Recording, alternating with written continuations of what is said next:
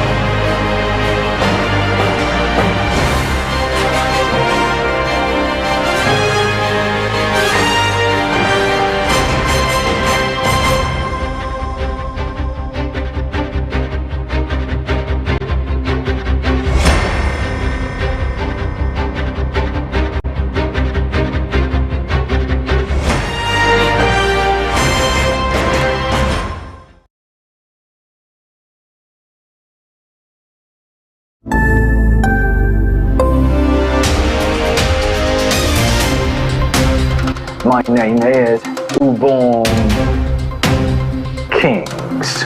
I am Marvelous Apamaga. I am Chioma Akbala. My name is Ifulaya Ndule, but I'm even a market speaking.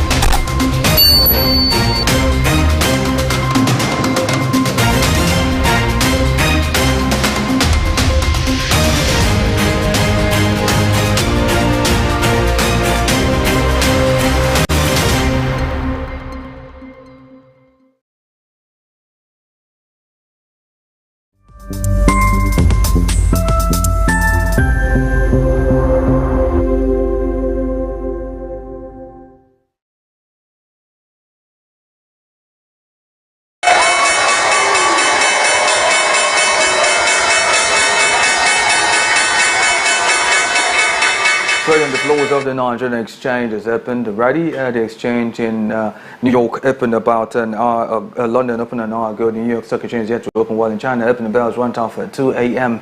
local time. We're going to be taking a look at activities from all of these latest exchanges, and like they say, charity begins at home. So let's start off on the floors of the Nigerian Stock Exchange this morning, where it's reported that the NGX All-Share Index, that's our GS today, closed on a low, falling by 0.30% to close at 96,834.75 points. I'm interested to know that a total of 418,386,118 shares, which are valued at 10,041,256,241 naira 77 kobo, were traded across 9,021 deals with equity capitalization of 58,514,798,939,239 and 54 naira 7 kobo. Now let's move on to check out the biggest gainer and losers of the day. The biggest gainer of the day was UN Shell, which rose by 9.87%. Other gainers were the likes of Regular Insurance, Veritas Cap, Dow Communications and FCMB. On the other hand, however, UBA topped the losers list with a decline of 9.99%, almost 10% by the way. Other losers were the likes of Wando, Thomas Y, NASCO and of course Lasaco. We'll go on a quick break, and when we return we'll be looking at activities from other selected exchanges. I'm talking about the likes of the New York Stock Exchange, the London Stock Exchange, the Chinese Stock Exchange, which of course comprises Shenzhen and Shanghai exchanges. The Afia Business Morning and indeed Opening Bell. We'll be right back after this time out. Stay tuned.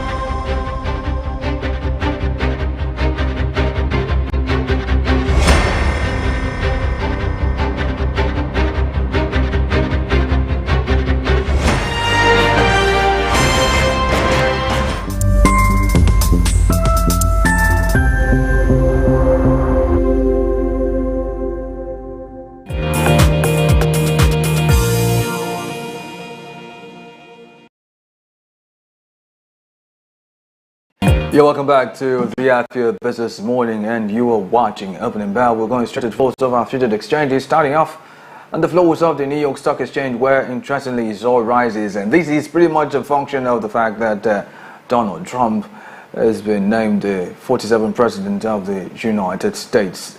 And well, the NYC Composite TJ is up at 1.27%, NYC US 100 Index is up at 1.82%, Dow Jones Industrial Average is up 3.08%. S&P 500 Index is up 1.86%. The NYC FANG TM Index is up 2.21%. Nasdaq Composite is up 2.10%. The Nasdaq 100 is also up at 1.86%. Away from that, let's take a look at activities from the London Stock Exchange in the UK. Well, it's more rises, by the way, with just one dip being that of FTSE 100, which is down at 0.09%. The FTSE 250, the FTSE 350, the FTSE All-Share Index are all up at 0.70%, 0.11% and 0.12% respectively. And away from that, let's take a look at activities in China. Chinese Stock Exchange is next, stopping first off at the Shenzhen Exchange, where it's mostly dipped with just one rise, being that of the SE Composite Index, which is up at 0.10%. However, the Shenzhen Component Index and the Chinex Index are both down at 0.35% and 1.05% respectively. And while we remain in China, let's move over to Shanghai, where it's more of dips than rises, with the only two rises there being the Star 50 index and, of course, the SSE 380 index, which are both up at 0.19% and 0.05% respectively. However, the SSE Composite Index is down at 0.09%, the SSE 50 Index is down 0.77%, the SSE 380 Index, the SSE 180 Index is down 0.34%, as well as the CSI 300 Index down at 0.50%. We'll take a short break. When we return, we'll be looking at commodity prices as well as a consumer price watch in the open market. Do well to follow this program, join in the conversation on our dedicated Afia Business YouTube channel. Kindly tap in the search bar www.youtube.com/Afia Business. And while you're there, do well to hit the like button. Remember, you should subscribe so you get notifications on all business-related content coming to you from Afia TV. You can as well join us on socials, on Instagram more specifically with the handle at Afia Business _ to be part of our social media community. The Afia Business Morning and the opening bell. We'll be right back after this time out. Stay tuned.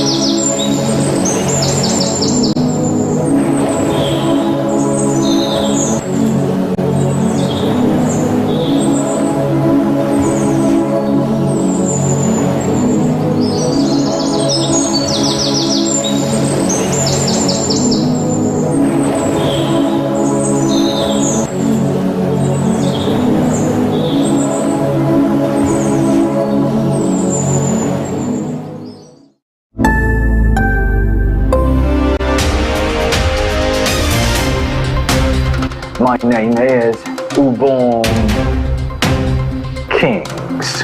I am Marvelous Akwamaga. I am Chioma Okpala. My name na Ifunaya Ndule, but I'm living in market speaking.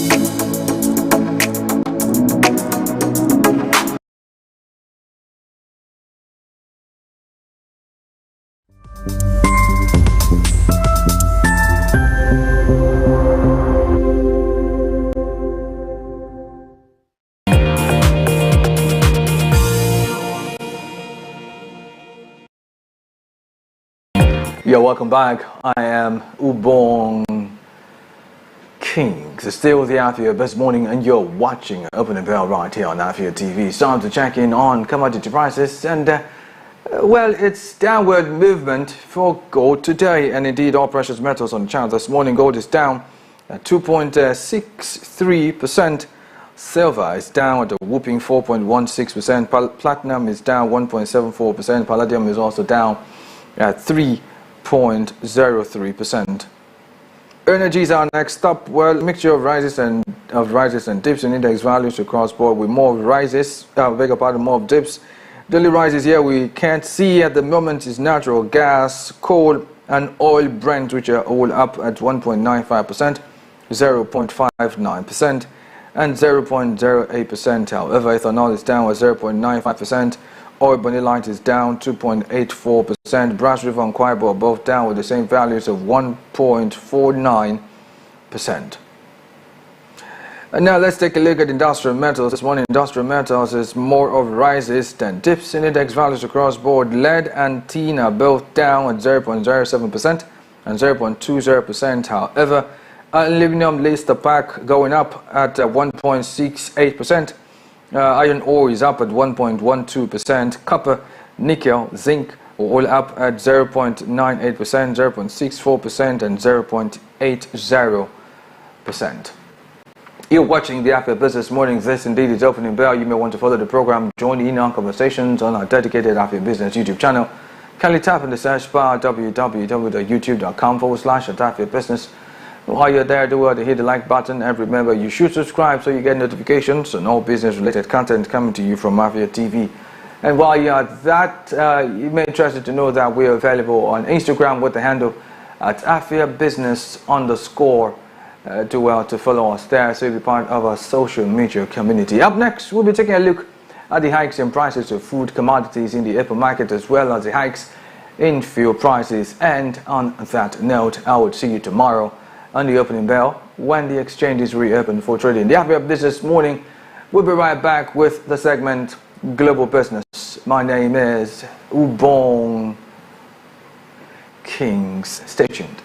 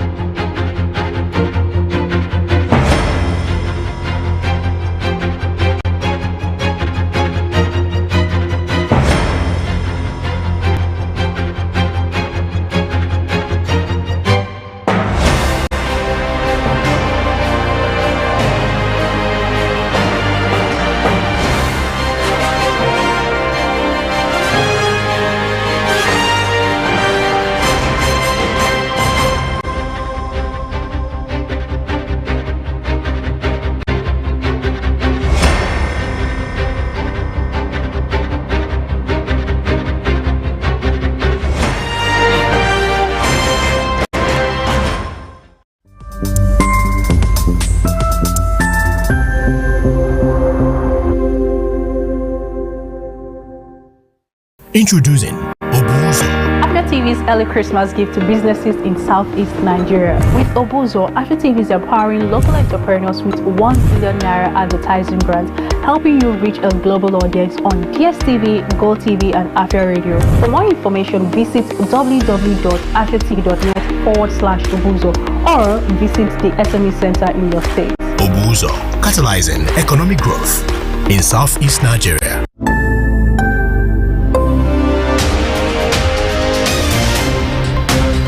My name is Ubong Kings. I am Marvelous Akwamaga. I am Chioma Okpala. My name na Ifunaya Ndule, but I'm living in market pikin.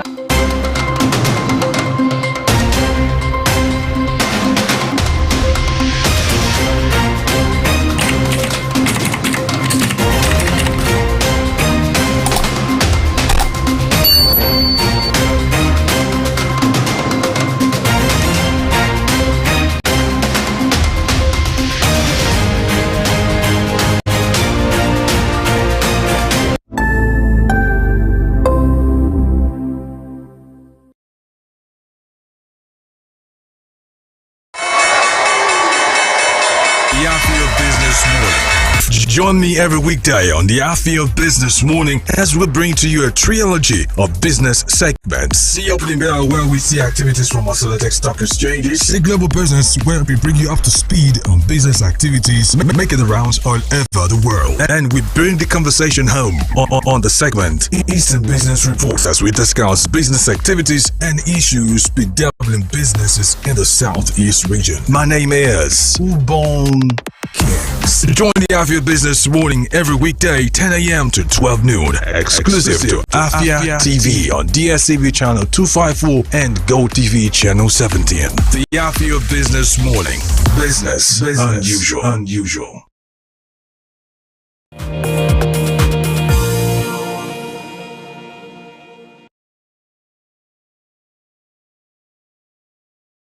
Thank you for rejoining me on the Afia Business Morning. Welcome to Global. And here we'll be taking a look at business news stories around the continent of Africa and indeed the rest of the world. My name is Ubong Kings. Here are the headlines that we're tracking at the moment. Starting off from business news stories from Africa, it reported that Tanzania has achieved 128% food self-sufficiency as it exports surplus to other African countries. And moving on, Apple to be the first firm fined under new European Union law. And for the world of streaming platforms, Netflix European offices raided over tax fraud. We'll bring you details of these stories and more right after this time out. Stay tuned.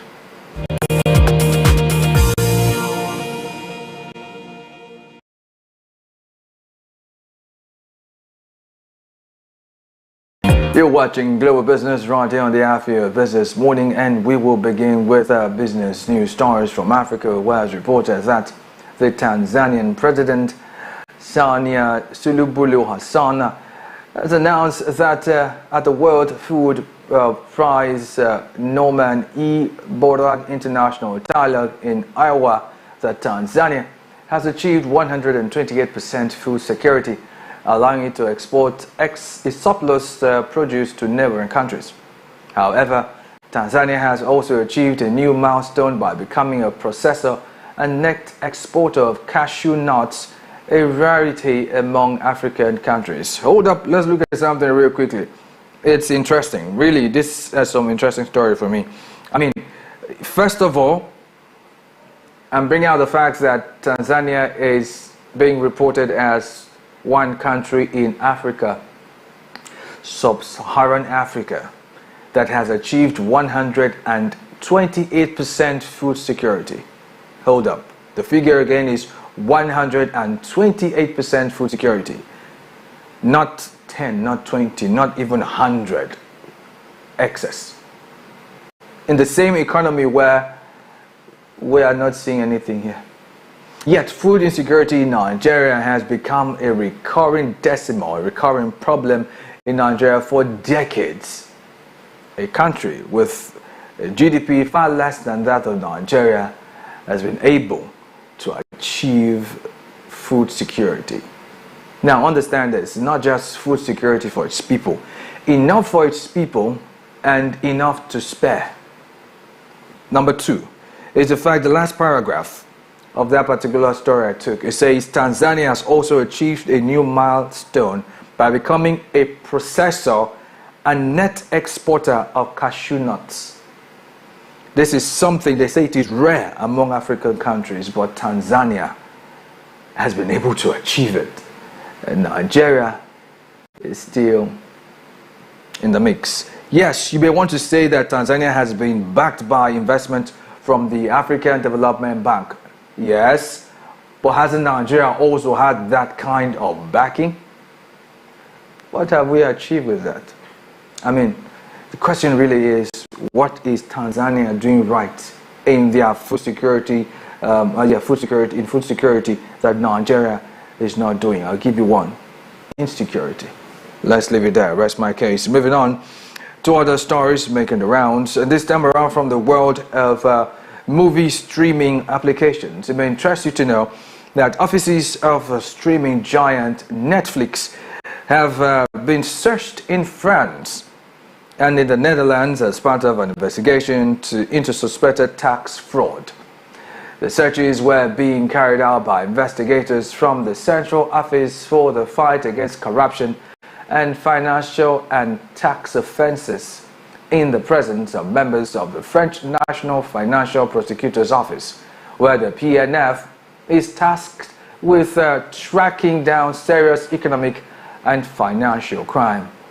However, searches were also conducted simultaneously at the headquarters of the Netflix companies in Amsterdam by Dutch magistrates and investigators, accompanied by French magistrates and investigators.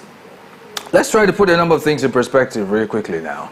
First of all, who would wrap his head or her head around the fact or truth that Netflix is being suspected of tax fraud, even to warrant a raid?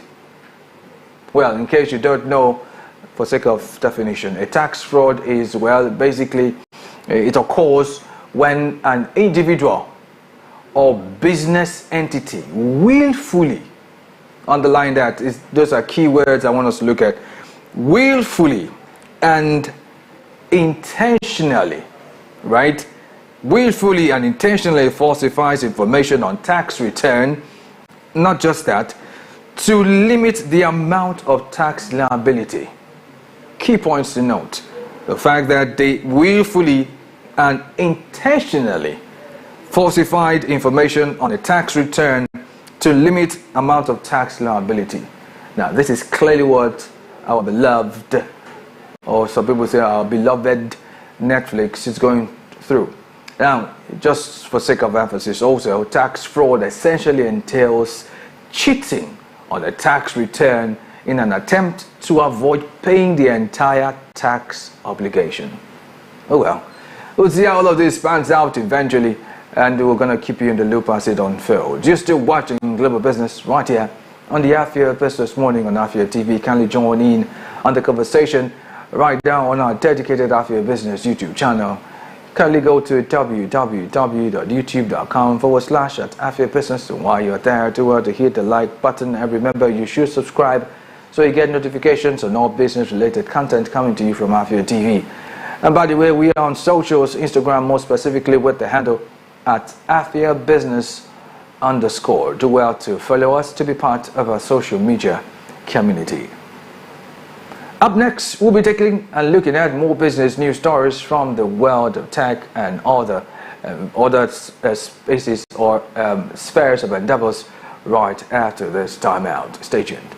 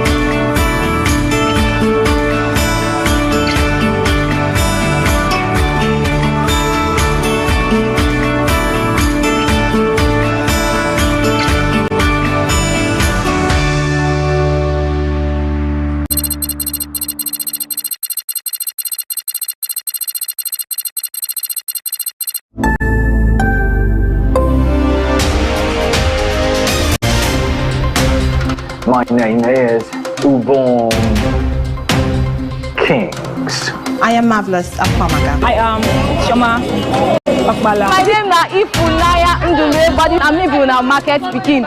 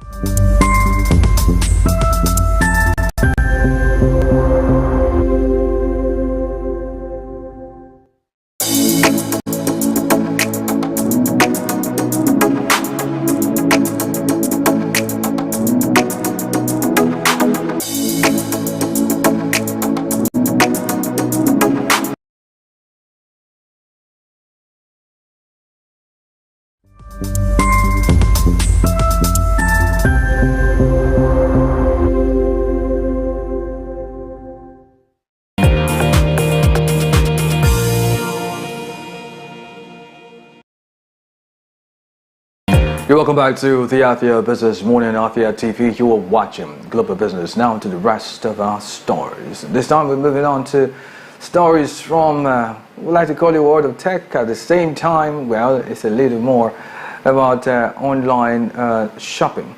You may be interested to know that online shopping site Amazon has received a regulatory approval from the Federal Aviation Administration FAA to begin flying a smaller, quieter version of its delivery drone, which is the latest step in its long-running efforts to get the futuristic program off the ground.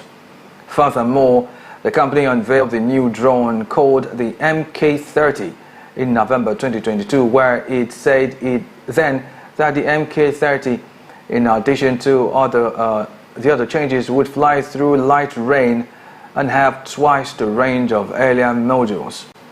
Meanwhile, the FAA's approval includes permission to fly the MK30 over longer distances and beyond the visual line of sight of pilots, where the agency granted a similar waiver for Amazon's Prime Air program in May, though that was linked to flights in College Station, Texas, one of the cities where it has been conducting its tests. Very quickly, just for sake of emphasis, this is a brilliant business strategy for an online retailer to have an unmanned drone to go picking up and dropping off stuff at points where they are needed. It's a brilliant business idea. And then the good part is there is now regulatory approval from the FAA to actually give some legal backing to the fact that they can go ahead and do this. And guess what? This is a project that is considered a big win for a project that was conceived about 2 years ago in 2022. Beautiful stuff. Congratulations are in order for Amazon. Now moving on to other business stories, and in an attempt to end this bulletin, let's tell you that the iPhone maker Apple is set to become the first company to be hit with a fine under the new European Union digital law for violating the Digital Markets Act (DMA), which came into effect last year, where an EU investigation had found that Apple App Store policies harmed competition and violated provisions of the DMA. Furthermore, the fine will most likely be announced by the end of November this year, as the amount that Apple would have to pay as fine is still unclear, but the DMA states that companies can be charged up to 10% of their annual global revenue and up to 20% for repeat offenses, which means by extension that Apple may have to pay as much as around $39 billion in penalty based on its revenue last year, which was about $394 billion. Now, if you ask me, I'll tell you, guys, I saw this coming, especially with the European Union's digital law for violating the Digital Markets Act (DMA), which came into effect last year. Now, I say this because Apple, the App Store, and all these policies has harmed competitions. And because if you check closely, you'll notice that quite a number of apps on the App Store is not available on other operating systems. Have you not noticed it? It is a form of monopoly at its best. That's what it is. Anyway, Reuters takes out the time to report on this particular scenario, of course, Apple being the first firm to be fined under the new European Union digital law. Let's take a look at it. Apple is set to be the first company fined under new EU rules aimed at reining in the power of big tech. That's according to sources with direct knowledge of the matter on Tuesday. EU regulators charged in June that the iPhone maker had breached the bloc's tech rules. The charge against Apple was the first under the EU's Digital Markets Act, or DMA, which came into force earlier this year. Bloomberg reported on Tuesday that Apple was found to have failed to allow app developers to steer users to cheaper deals and offers outside of the App Store. The Reuters sources said the fine is likely to come this month, although the timing could still change. DMA violations could result in a fine of as much as 10% of a company's global annual turnover. Apple declined to comment, while the European Commission did not immediately respond to a Reuters request for comment. The new penalty comes just months after Brussels fined Apple over $2 billion for thwarting competition from music streaming rivals via App Store restrictions. Apple also lost a long-running court battle with the EU in September. That resulted in the company being forced to pay over $14 billion in back taxes to Ireland. We'll follow up with the story and other stories as they unfold and keep you in the loop just so you stay informed on what's happening as far as the business world is concerned. You may want to get to our dedicated Afia Business YouTube channel right now. Kindly tap in the search bar www.youtube.com/Afia Business. While you're there, do well to hit the like button. Remember, you should subscribe so you get notifications on all business-related content coming to you from Afia TV. And by the way, you can also join us on socials, Instagram more specifically, with the handle at Afia Business _ to be part of our social media community.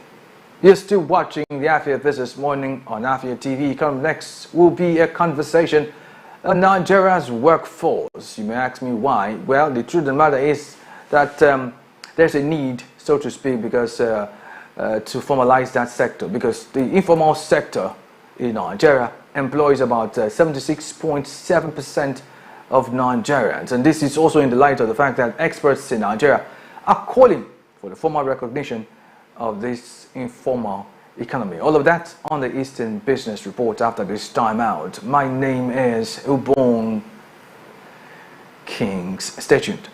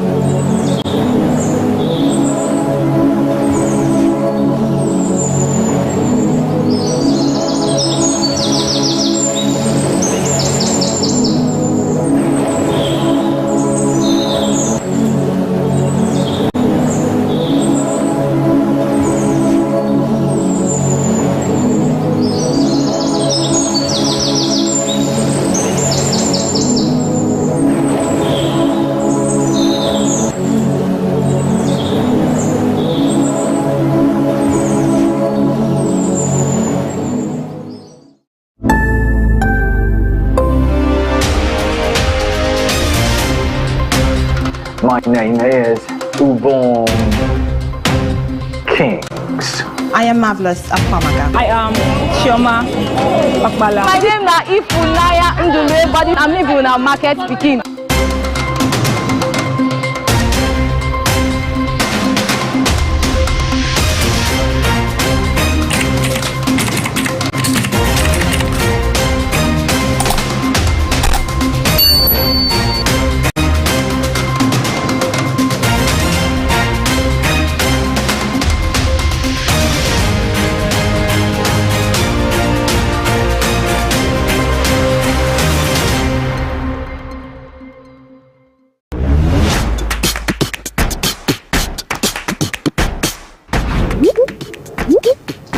Looking to grow your business? At Afia TV, we've got just what you need. With our various on-screen advertising options like spacebags, lower third, sidebars, right in front of your audience. With our lower third, your brand messages appear during the most viewed programs on TV, allowing your audience to see your message without interrupting their TV experience. Now, if you want to go big, our spaceback is ideal because it puts your brand messages on spotlight without interrupting viewers' experience. With our sidebars, your brand messages also takes the spotlight on our screen, ensuring brand exposure. These advertising options are affordable, effective, and designed to drive results. Get started today and watch your business shoot up. For more inquiries, call the numbers on your screen.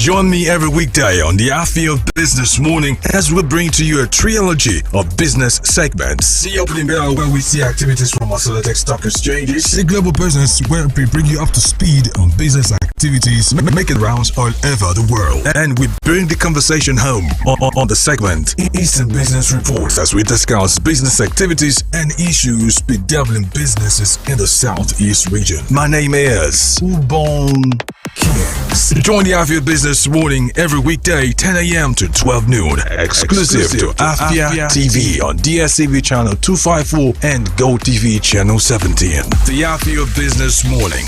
Business unusual.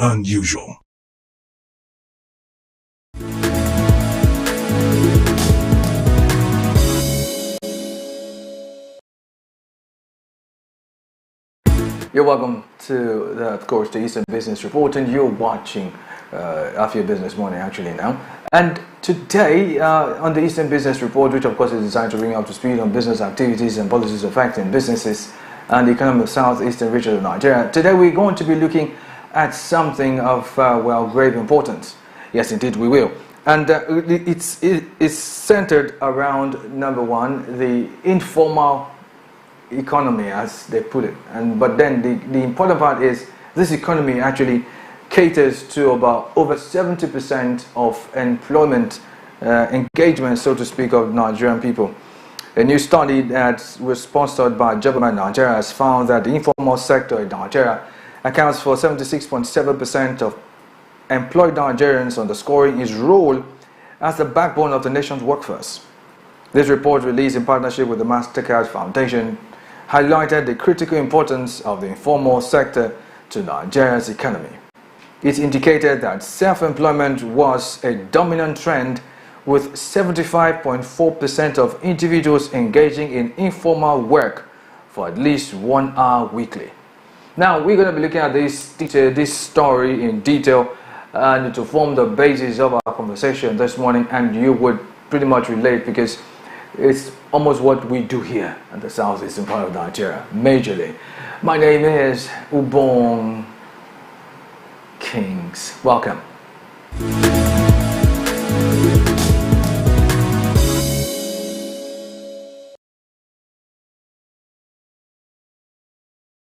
It's good to know you're still there. Joining me on this conversation on Nigeria's workforce, with special emphasis on the informal sector. The fact that it employs about 76.7% of Nigerians is none other than a maker Odom, who is a seasoned journalist and, of course, a tourist professional, by the way, in case you didn't know, and, of course, a public affairs analyst. It's good to have you join us. Good morning. Thank you for having me once again. Yes, indeed. First and foremost, before we get into this proper, I was able to stumble upon a reportage by CGTN Africa that talked about experts actually canvassing, for lack of a better expression, canvassing for a formal recognition, as it were, of the informal economy. Let's take a look at that, and when we come back, we'll have this conversation. Please stay. Juliet Okafor started her business out of necessity. She had to stop her education in 2012 to learn tailoring and support her family. Today, she runs a small ready-to-wear fashion shop in Abuja, where she works hard to provide for her family and slowly grow her brand. However, with rising costs and low profits, it hasn't been an easy journey. My biggest motivation is it was an avenue to help my family, because I think this is one of the ways to help my family. It was a big upgrade from what we used to do. My mom is into farming, she's still into it. So from here I help my family. A 2024 report by MoneyPoint shows that unemployment pushed nearly 52% of business owners in Nigeria's informal sector to start their own businesses. Like Juliet, many are driven by necessity, working in a tough environment with limited resources and support. We also have this category of people that their income is not enough and they actually want to diversify and have another source of income. They also venture into this informal sector economy to see how they can start a business that they'll use to augment. The informal sector is the backbone of Nigeria's economy, providing over 80% of jobs and contributing 46% to the nation's GDP. Yet, despite its importance, these businesses often go unrecognized, struggling with inconsistent government policies and lack of support. Nearly 90% earn about $320 a month, with just a partly 1.3% making over $1,500. Nigeria's informal sector faces tough times. You've seen the report yourself, and well, we're going to be talking about this in detail. Now, first and foremost, let me start with you. What are your thoughts? You saw that video. Yeah, thank you so much. I must tell you that this is pretty much what goes on all over the Federation, all over the country, Nigeria. And of course, much more pronounced in the Southeast here for basic reasons that the blue chiefs are lesser in number if you compare with the Southeast with other regions of the country. We have lesser number of blue chiefs located here in the Southeast. And we have lesser number of government agencies and parastatals located out here in the East. So the bulk of what we see here is, apart from a few big corporations and big companies that are here, the bulk of what we have here is self-established businesses.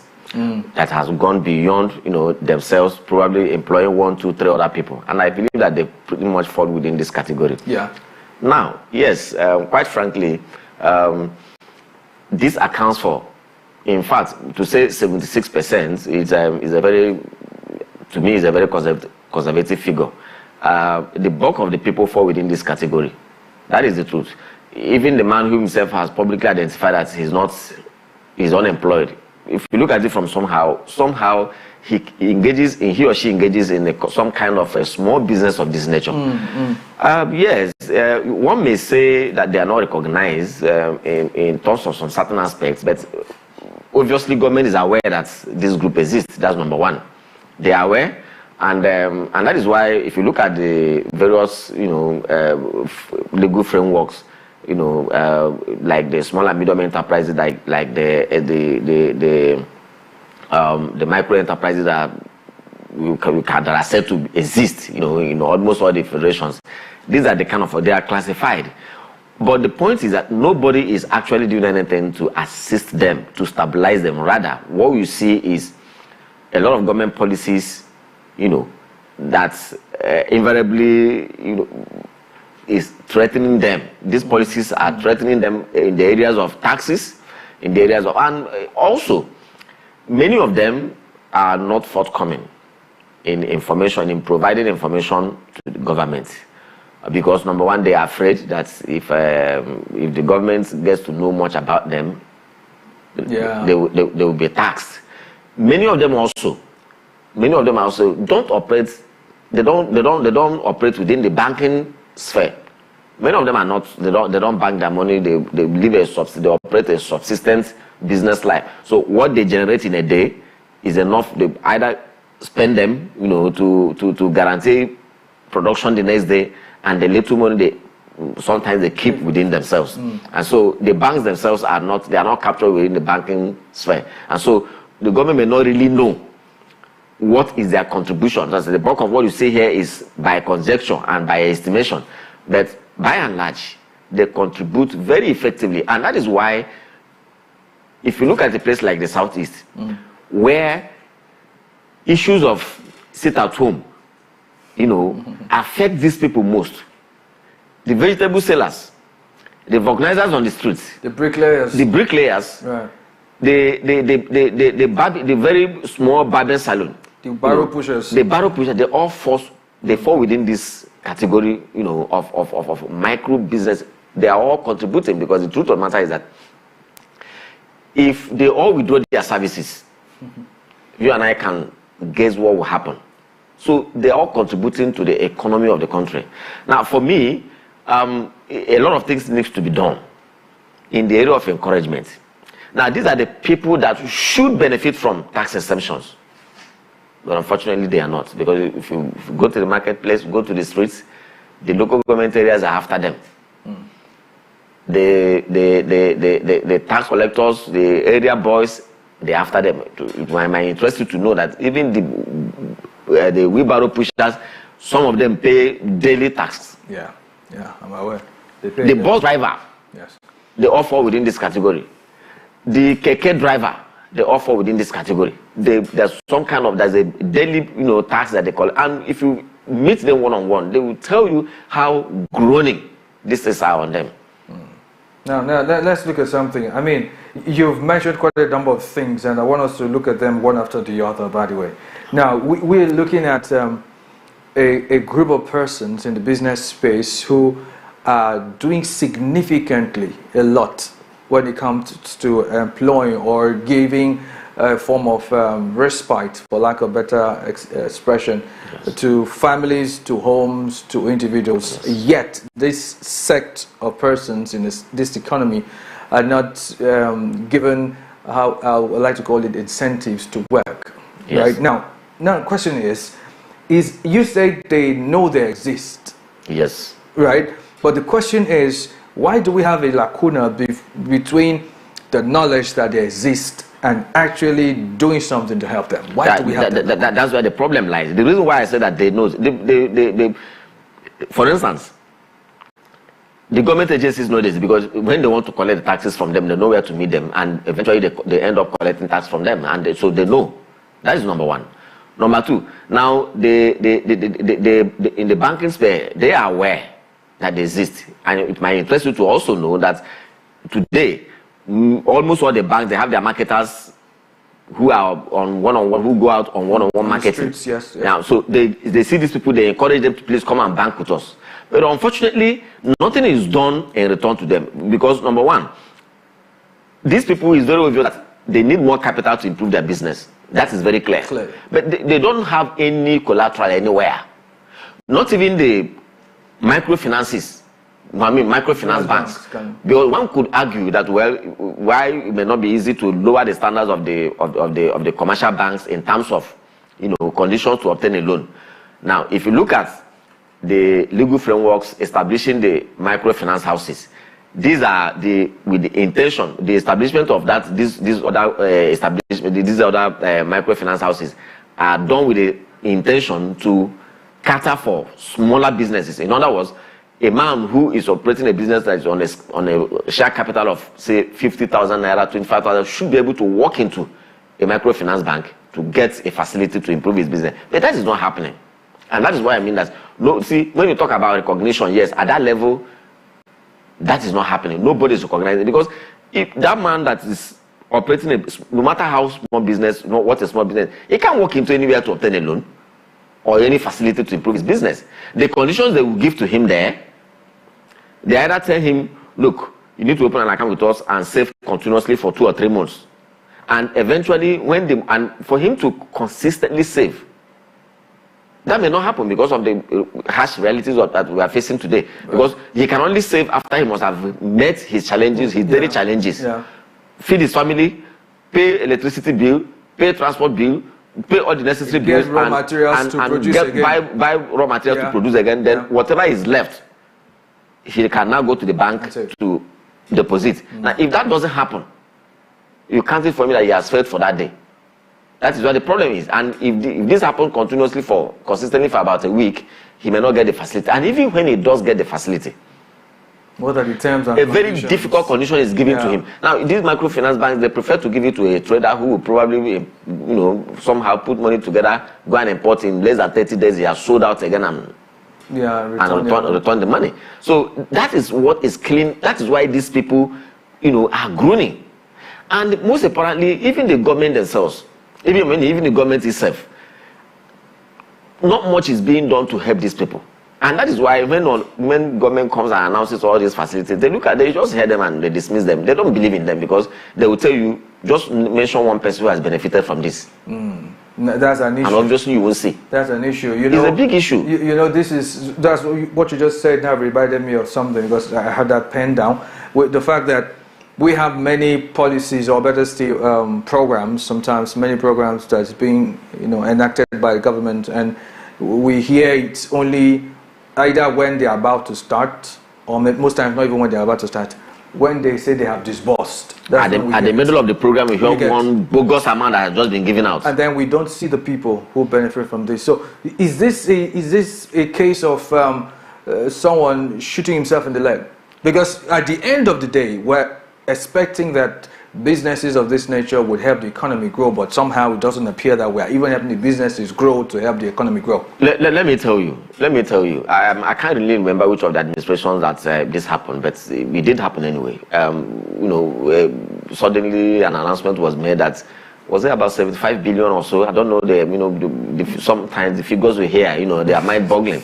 That so and so amount of money has been injected into the small and medium enterprises through loans, and you ask yourself, if actually this amount is truly injected into the system, you will see the system. Look, the testimonies will be very obvious. The testimonies will be very obvious. But at the end of the day, this doesn't happen. Nobody, in fact, if at all anybody benefited from this, maybe 1, 2, 3, 5, when they want to do a TV show, they just arrange 1, 2, 3 people, they come there, when you have been hungry for so long, if you see a plate of food, somebody tells you to jump from a skyscraper so that they can take your pictures, you will gladly do that, not minding whether you will survive it or not, because there is a plate of food and hunger. So that is what has been happening. And I've said this before. If you walk around the city now, this is not just limited to a particular state, it's cuts across.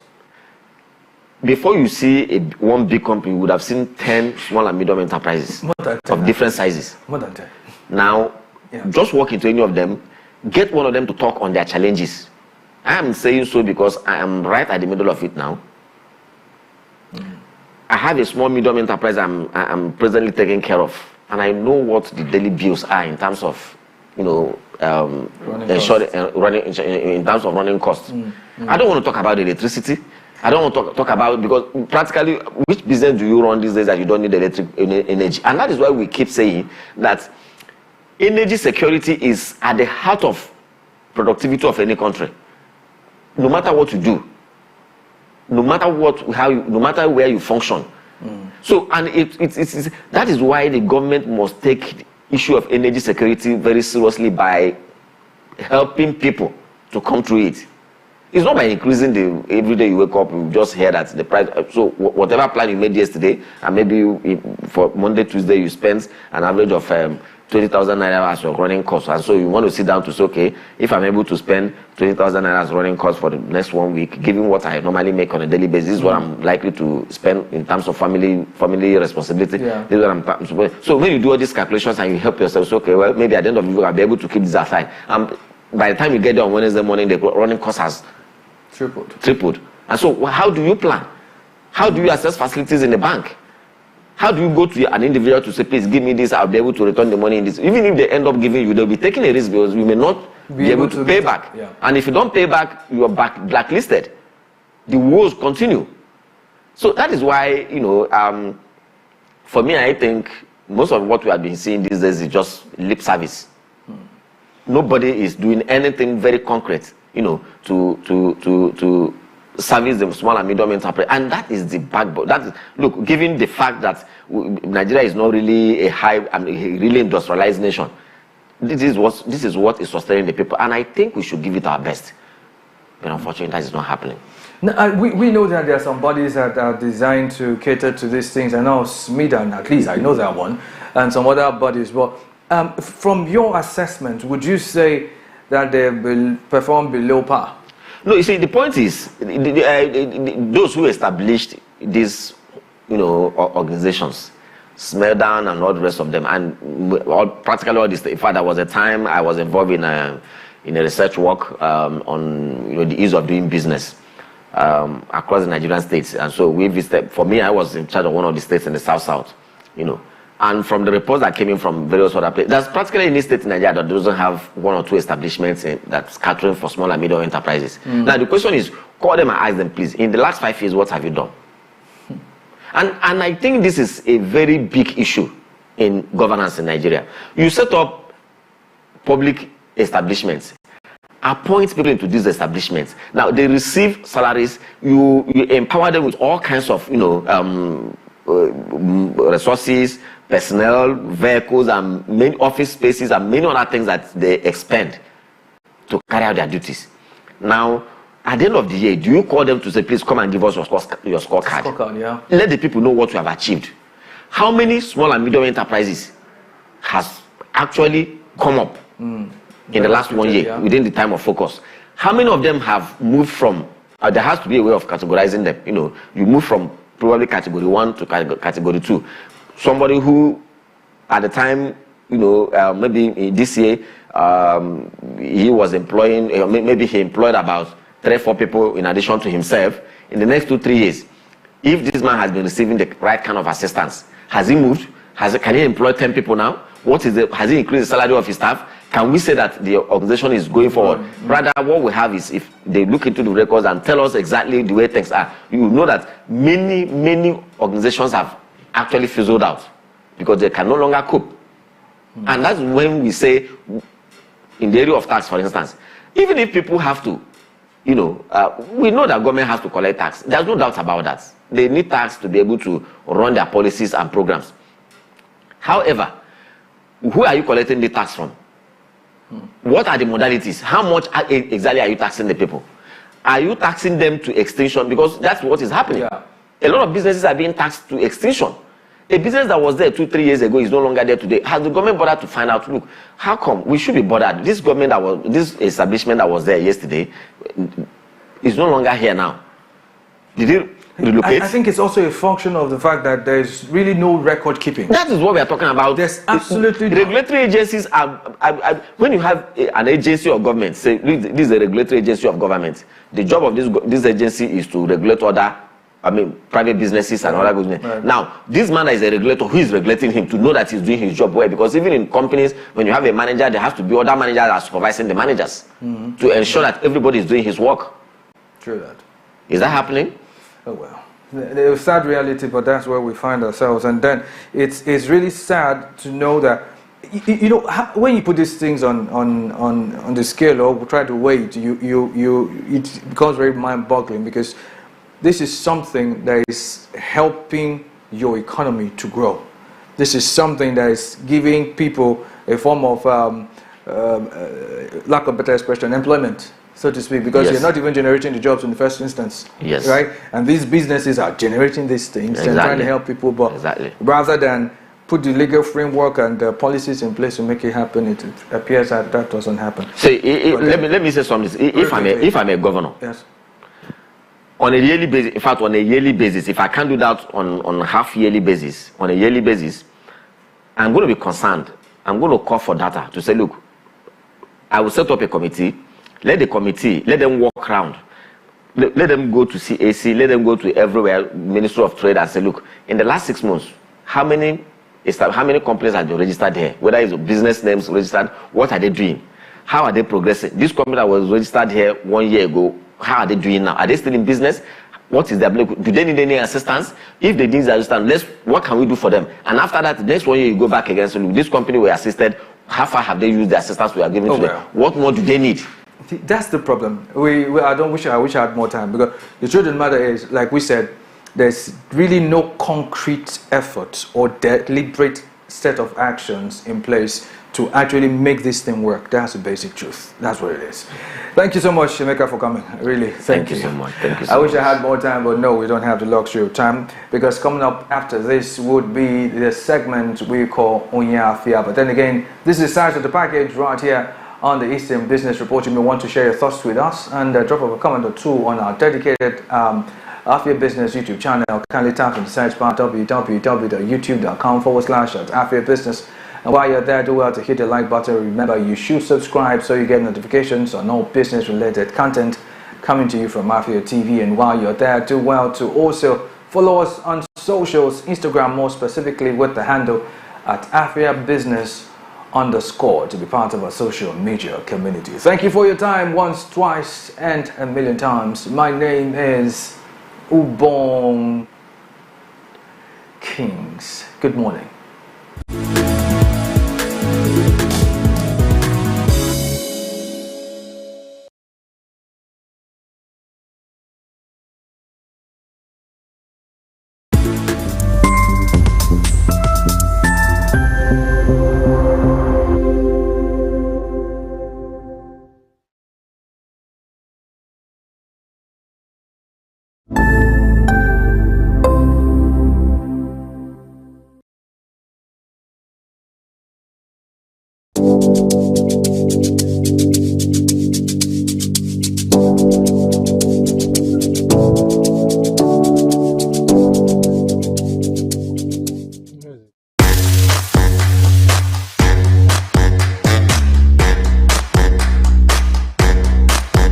Assalamu alaikum jama'a, sunana mai martaba sarki Abubakar Yusuf Sambo. Ina kallon Afia TV kuma ina jaddada ma jama'an mu su dinga kallon Afia TV. Allah ya taimake su a aikin da suke na kyau. Inda ba yake ne mu no Afambo His Royal Highness Sarki Abubakar Yusuf Sambo an ma watch Afia TV na kwado kwandibu. Inda ba ni ne ka hana watch Afia TV. Afia TV na mofino dalono.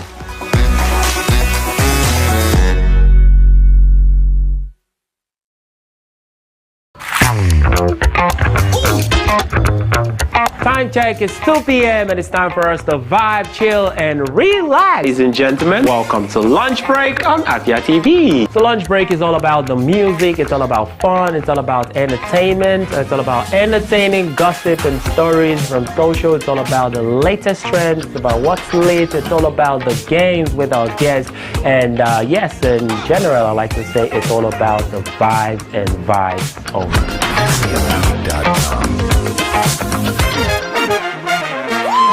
Welcome to Afia TV.